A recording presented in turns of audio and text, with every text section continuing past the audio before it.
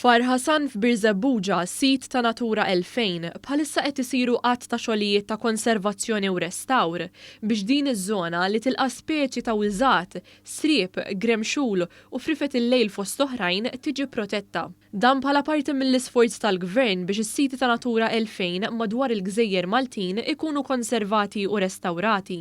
Fil-fatt, bħalissa Ambjent Malta għaddejja b'diversi interventi fuq din iż-żona biex titneħħa speċi aljena fil-waqt li tħawwlu s-siġar u qed jitnaddaf l-għar u żoni fil-viċinanzi fost oħrajn. B'mod speċjali f'din l-attrazzjoni ewlenija qed isiru sforzi biex tiġi restawrata l-konnettività bejn iż-żoni fejn jieklu u jistrieħu l-annimali li jagħmlu din is-sit darhom. Christopher Kakija Zammit, uffiċjal ambjentali fi ħdan Ambjent Malta, tkellem dwar il-bosta xogħlijiet li qed isiru. Qed nerġgħu nirrestawraw l-Għar Ħasan biex jiġi protett. Dan kollu qed isir biex il-familji Maltin u Ewċin jistgħu jgawdu ambjent iktar b'saħħtu u wkoll nikkonservaw il-flora u fauna ta' diż-żona.